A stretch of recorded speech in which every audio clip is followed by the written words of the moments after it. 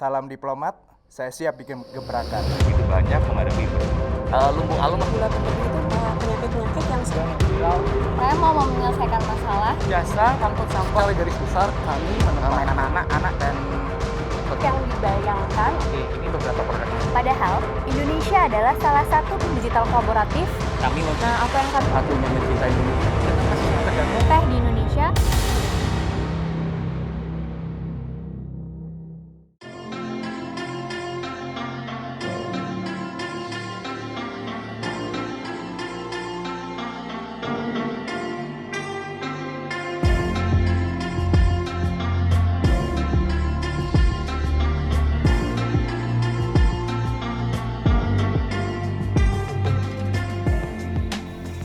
Pelaksanaan DSC ke-11 di tahun ini telah melalui proses seleksi yang panjang. Lebih dari 15.000 proposal yang masuk telah tersaring lagi menjadi 150 challengers untuk tahapan national selection. Dan hari ini, challengers yang terpilih akan melanjutkan proses inkubasi untuk memperebutkan dana hibah 2 miliar.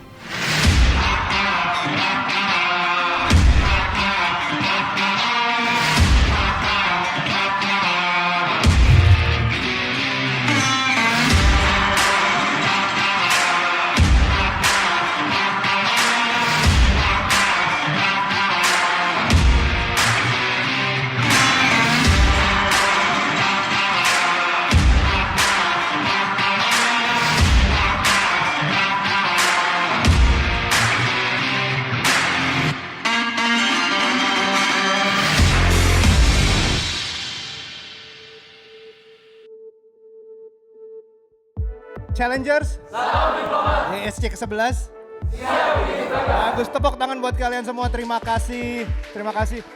Pertama-tama gue mau ucapin selamat yang banget untuk 20 peserta yang ada di sini. Karena kita kesini juga dalam perjalanan yang kita nggak nyangka. Sekali lagi aku pengen minta tepuk tangan buat semua kalian yang sukses sampai di sini. Oke? Nah, saya juga memperkenalkan yang masuk dalam tim saya sebagai saya mentornya. Yang pertama, Pungki Dwi Sastia dari Kica Joints. Silakan berdiri, tepuk tangan. Robi Sebastian Irawan dari Homi. Anissa Azizah dari Tech Prom Lab. Dan ini ada tambahan 2 wildcard. Yang pertama adalah Iksan Mulia Permata dari Easyfield dan Angelus Serafim Firman dari Nucalale. Adam dari Wah Gede Banget. Yeay. Hendy dari Galadox. Dedi dari Lumbung Alum by Garda Pangan. Mbak Arlin dari Pick Me Natural.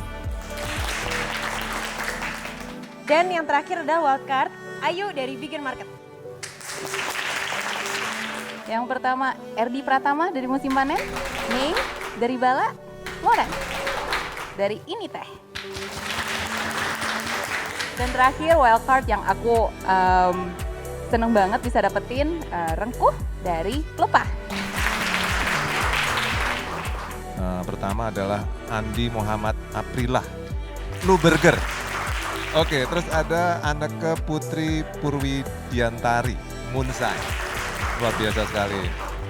Berikutnya Lydia Angelina Rinaldi, Ladame Infanila, Putri Enji Lestari, Tangan Enji. Terus saya bersyukur dapat wildcard Octavia Intan Imanisa dari Aluna. Ya. Kita ngeliat the whole team yang diverse tadi, yang beda-beda, entah itu dari gender, entah itu dari background, entah itu dari jenis bisnisnya, personanya, itu menarik banget. Jadi ekspektasinya adalah justru jadi ini semangat timbal balik, kolaborasi, sama-sama mendapatkan hal terbaik dari masing-masing.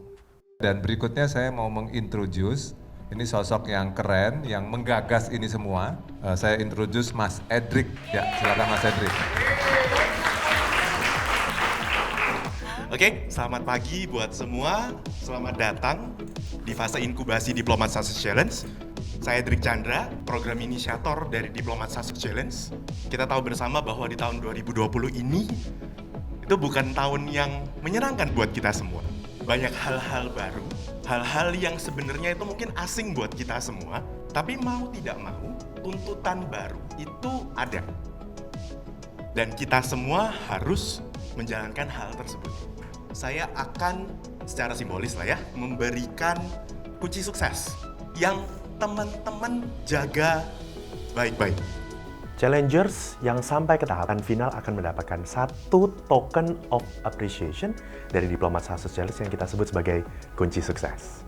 Kunci sukses ini merupakan apresiasi kepada challengers yang sudah sampai ke tahap final yang telah menyisihkan lebih dari 15.000 ide bisnis atau bisnis hebat lainnya begitu ya.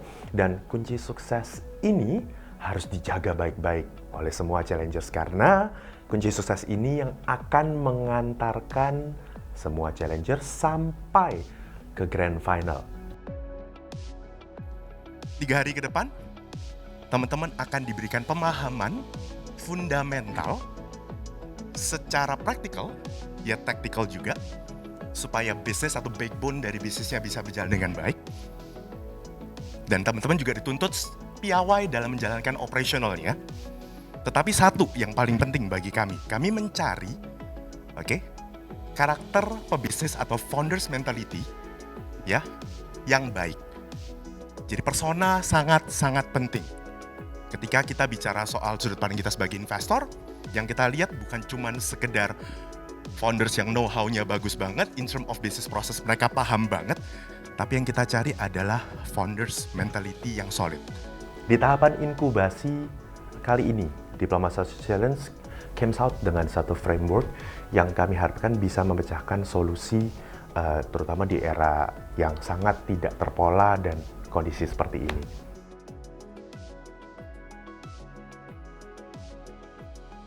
Ada 9 critical point dalam bisnis yang perlu dipahami.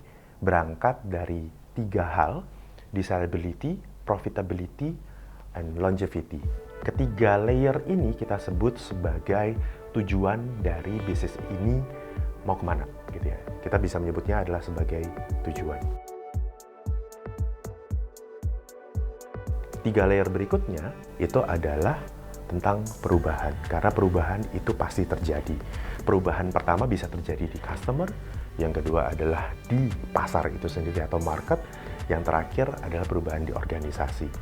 Ketiga hal ini ketika dihubungkan dengan 3 layer goals tadi akhirnya menjadi 9 critical business point yang tujuannya akan membantu teman-teman mengidentifikasi elemen apa sajakah yang akan di-improve. Yang kedua, mendapatkan beragam alternatif solusi dan solusi tersebut dijalankan supaya dapat memberikan real impact terhadap bisnis.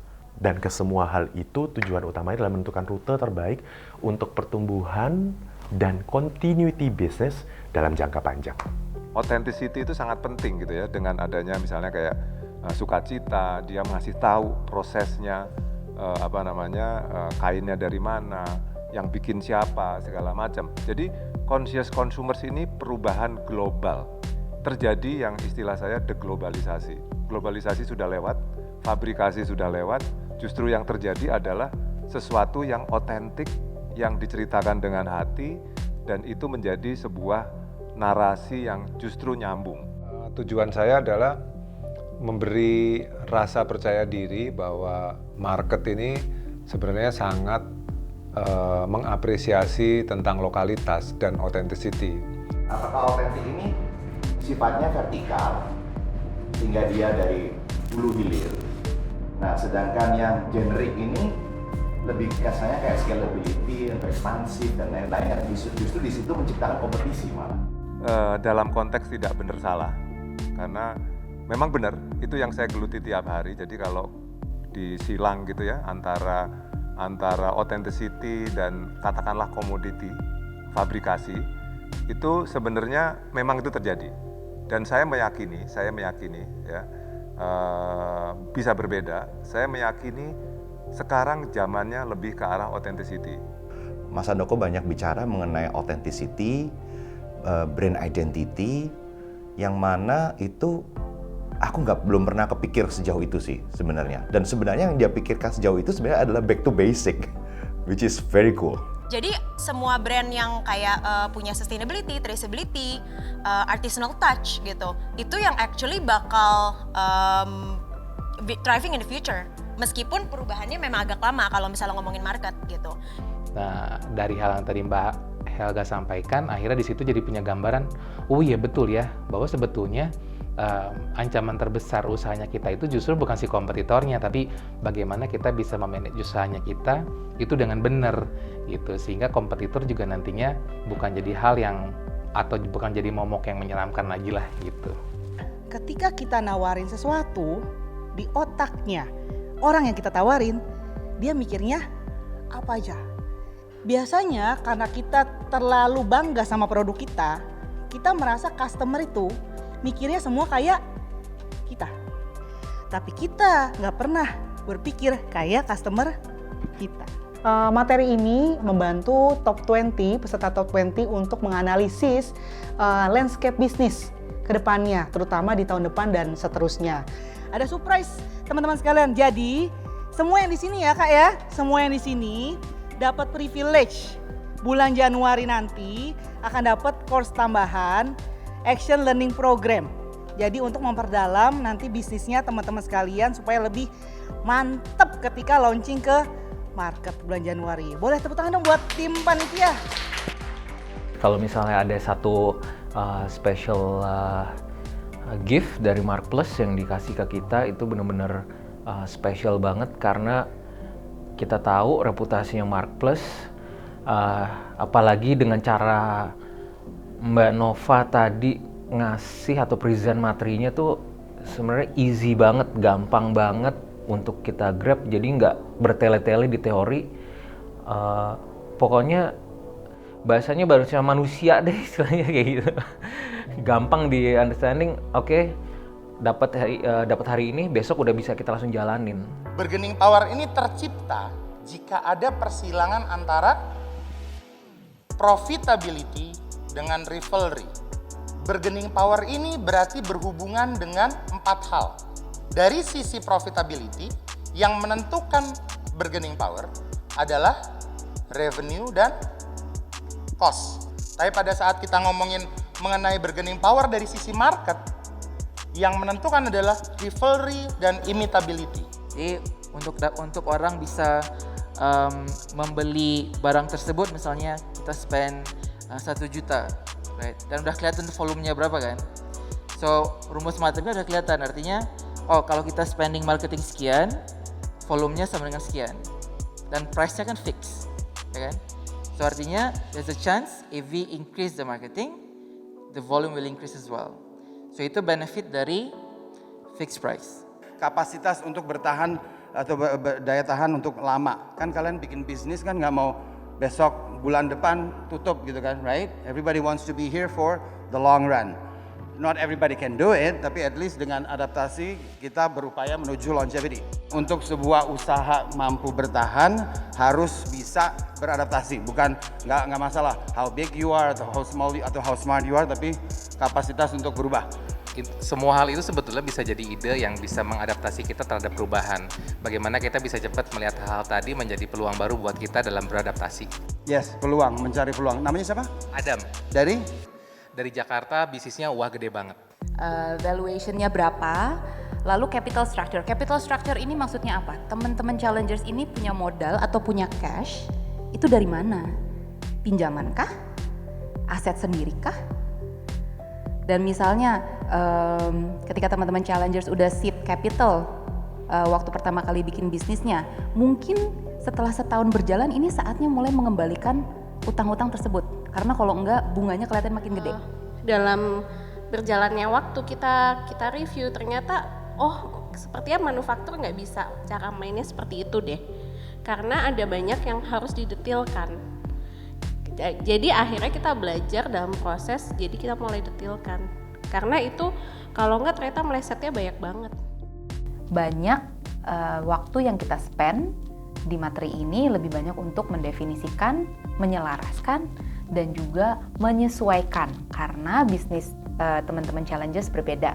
Ada yang business to business, ada yang manufacturing, ada yang business to consumer, dan ada juga yang digital. Top of mind masuk ke dalamnya. Jadi awareness itu adalah tahap awal untuk reach ke customer, di mana kita nggak mungkin orang beli atau gunakan produk kita kalau mereka nggak pernah dengar kita sama sekali.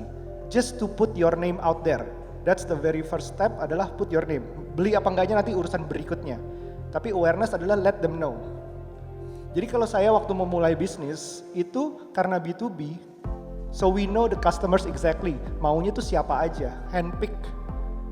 Bisa dipilih siapa aja target customernya karena saya tuh berawal dari freight forwarding industry 3 tahun, terus bikin usaha sendiri bareng orang tua.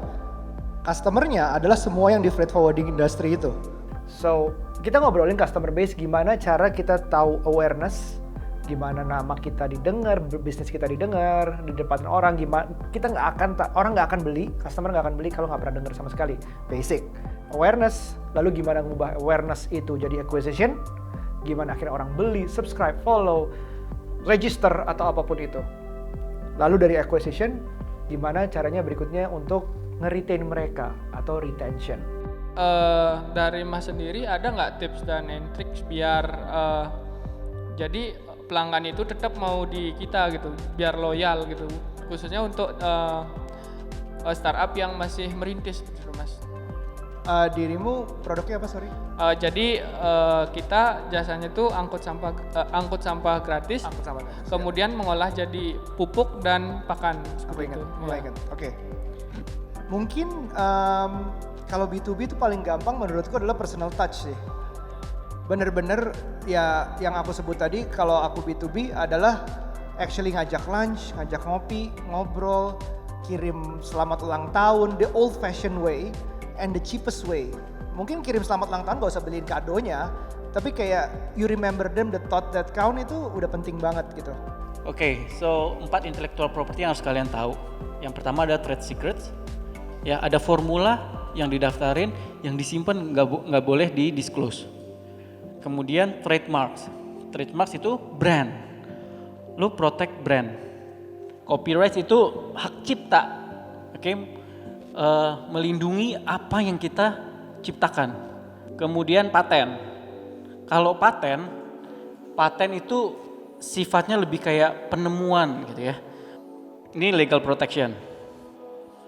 Rasanya sih apa sih kalau waktu lu tahu bisnis lu contek? Di satu sisi saya agak sebel karena akhirnya ada yang niru, which is it's predictable juga gitu kan. But di sisi lain I'm happy enough karena petani-petani itu dia bisa supply, jadi chain-nya itu bisa berlangsung terus kan, nggak mungkin juga semua petani supply-nya ke kita semua gitu, which is impossible gitu kan.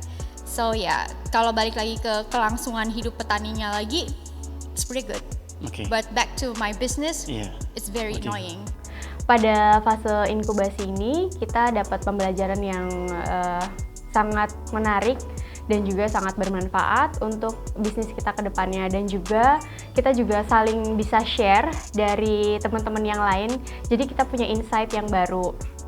Bahkan untuk produk saya sendiri itu karena marketnya juga cukup segmented ya, baker gitu, dan kita jadi tahu apa sih yang harus kita improve dari customer-customer yang sebenarnya memang bukan di area kita, tapi mungkin kita bisa explore untuk memperbesar market gitu.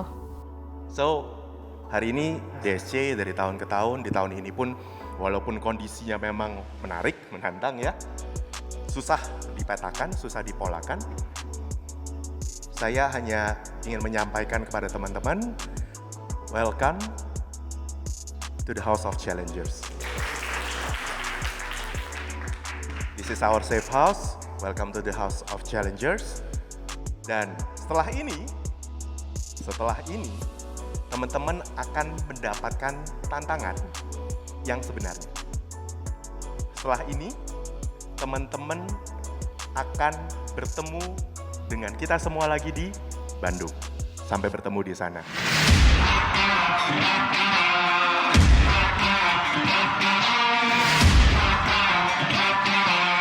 Teman-teman akan menghadapi tantangan yang berbeda.